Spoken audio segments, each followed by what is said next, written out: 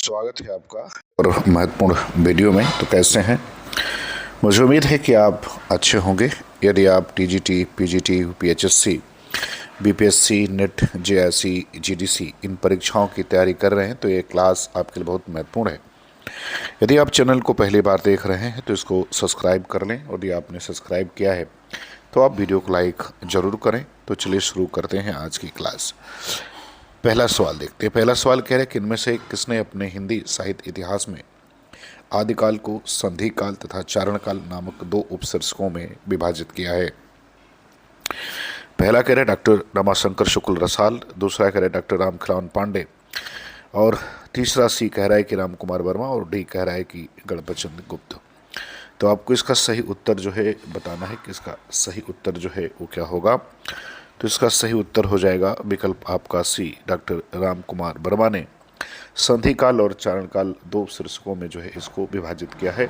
वैसे चारण काल जारगिरेशन ने भी कहा है, वीरगाथा काल शुक्ल जी ने कहा था, आधार काल सुमन राजे और सिद्ध सामंत काल जो है वो राहुल सांकृत्यायन ने इसको कहा है। दूसरे सवाल पर आते हैं। दूसरा सवाल कह रहे हैं कि किस इतिहास लेखक ने अपने इतिहास ग्रंथ में लगभग 5000 कवियों का विवरण दिया है? ए मिश्र बंधु, बी शिव सिंह सेंगर, सी आचार्य रामचंद्र शुक्ल, और डी सर जॉर्ज ग्रियर्सन। तो आपको इस दूसरे प्रश्न का उत्तर जो है वो बताना है कि किस इतिहास ग्रंथ में लगभग 5000 कवियों का विवरण जो है वो दिया गया है। तो ये जो है दिया गया है, मिश्र बंधुओं ने दिया है इसको। तो विकल्प ए उत्तर इसका क्या होगा वो सही हो जाएगा। इन्होंने अपने इतिहास ग्रंथ में लगभग 4591 कवियों का विवरण दिया है। मिश्र बंधुओं में गणेश बिहारी और श्याम बिहारी और सुखदेव बिहारी, ये तीन भाई जो है मिलकर इसको इन्होंने लिखा था। तीसरे सवाल पर आते हैं। कह रहा है कि रसवंत कवितन को रस ज्यों अखरान के ऊपर कह है झलकाए।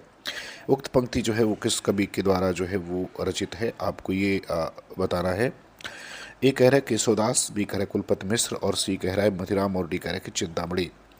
तो आपको बताना है कि किसके द्वारा जो है वो लिखित है ये पंक्ति। तो ये पंक्ति जो है वो चिंतामणि के द्वारा लिखित है, अर्थात विकल्प डी जो है इसका उत्तर क्या होगा वो सही हो जाएगा। चौथे सवाल पर आते हैं। कह रहे कि भाव विलास किसकी रचना है? ये आपको बताना है। ए कह रहा है बिहारी, बी देव, सी पद्माकर, और डी कह रहा है कि घनानंद। तो आपको ये बताना है कि भाव विलास किसकी रचना है। तो देखिए भाव विलास देव की रचना है और इसका प्रकाशन 1689 में हुआ था। तो विकल्प बी जो है इसका उत्तर क्या होगा वो करेक्ट आंसर हो जाएगा।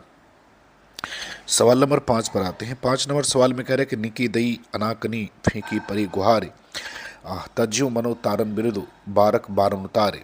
बिहारी की इस दोहे में व्यक्त भाव क्या है ये आपको बताना है। ए श्रृंगार, बी नीति, सी भक्ति, और डी कह रहा है कि प्रगत चित्रण। तो आपको बताना कि इसमें किस तरह के भाव की अभिव्यक्ति हुई है।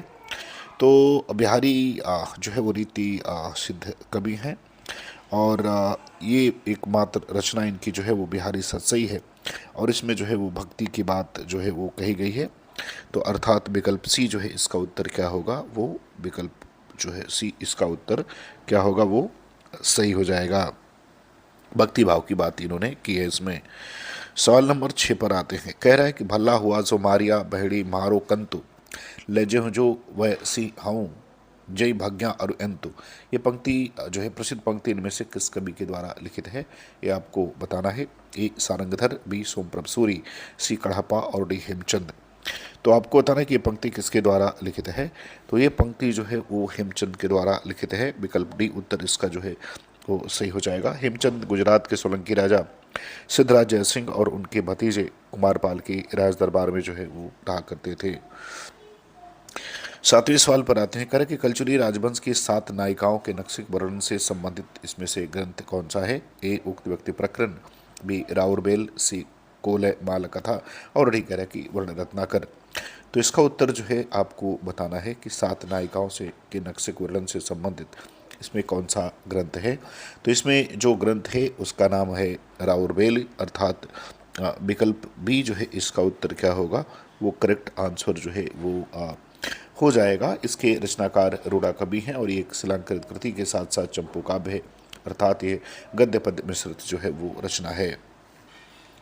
सवाल नंबर 8 पर आते हैं। 8 नंबर सवाल में कह रहा है कि भाषा की कसौटी पर निग्रंथ को कसते हैं तो और भी निराश होना पड़ता है, क्योंकि यह बिल्कुल बेठिकाने हैं। उसमें व्याकरण आदि की कोई व्यवस्था नहीं है। आचार्य शुक्ल का कथन जो है किस ग्रंथ के संदर्भ में है? ए पृथ्वीराज रासो, बी बीसलदेव रासो, सी हम्बीर रासो और डी खुमार रासो। तो 8वें प्रश्न का उत्तर जो है बताना है कि किसके संदर्भ में ये कहा गया है। तो शुक्ल जी ने यह पृथ्वीराज रासो के संदर्भ में कहा था। तो विकल्प ए जो है इसका उत्तर क्या होगा, वो करेक्ट आंसर हो जाएगा। सवाल नंबर 9 पर आते हैं। 9 नंबर सवाल में कह रहा है कि संत साहित्य के संबंध में कौन सा उचित नहीं प्रतीत होता है? ए कह रहा है कि संत साहित्य एक वैचारिक भूमि पर स्थित है। बी कह रहा है कि रामचंद्र शुक्ल के अनुसार यह इस्लामिक आक्रमण के से पराजित हिंदू जनता की असहाय मन स्थिति का परिणाम है। सी कह रहा है कि संत साहित्य को मात्र भजन पूजन के स्तर पर लिखा जा सकता है। और डी कह रहा है कि हजारी प्रसाद द्विवेदी के अनुसार संत साहित्य या भक्ति आंदोलन भारतीय चिंतनधारा का स्वाभाविक विकास है। तो आपको बताना है कि इसमें से कौन सा जो है कथन उचित प्रतीत जो है वो नहीं होता है। तो संत साहित्य के संबंध में अगर देखा जाए तो विकल्प सी जो है ये उचित प्रतीत नहीं होता है, अर्थात विकल्प सी उत्तर इसका जो है वो सही होगा। सवाल नंबर 10 पर आते हैं। 10 नंबर सवाल में कह रहा है कि किस पंक्ति का संबंध उलटबांसी से है? ये आपको बताना है। ए हम घर जालिया आयड़ा लिया मुरांडा हाथ, बी भगत द्वारा सांकड़ा राई 10वें भाई, सी यह तन जालो मत करूं जो धुआं जाड़ जाड़ सारंगी, और डी कह रहा है कि आकाशे मुख औंधा कुआं पताले पनिहारी।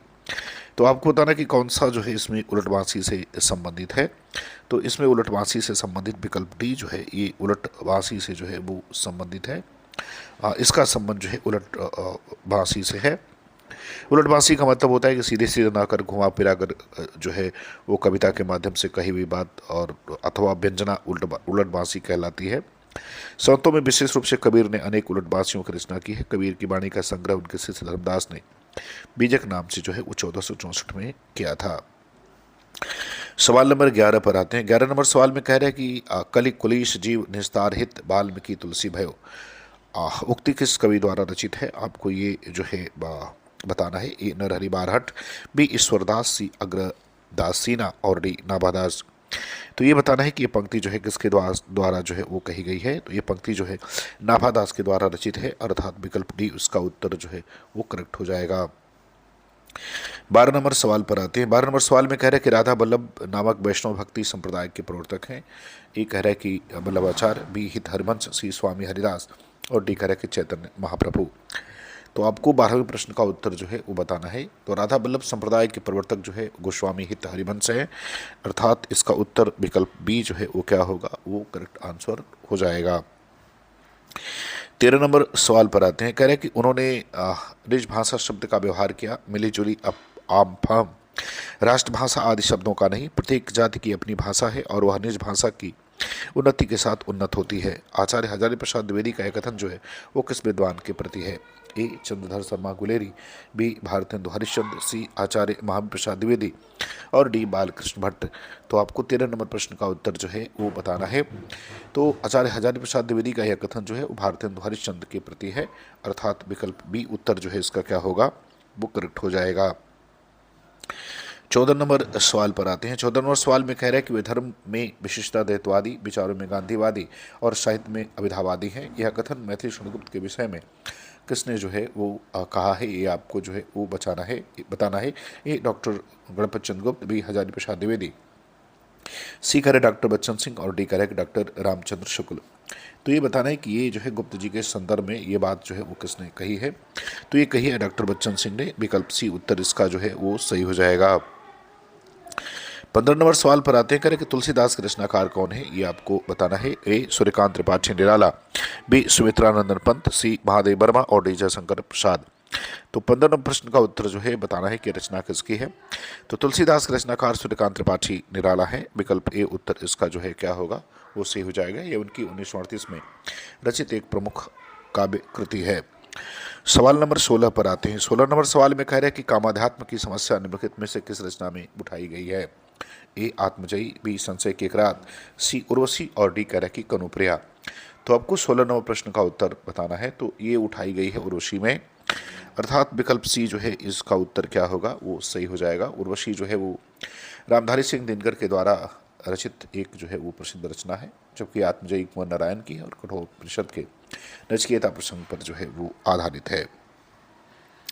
सवाल नंबर 17 पर आते हैं। 17 नंबर सवाल में कह रहा है कि कौन सा विवरण सही नहीं है, ये बताना है।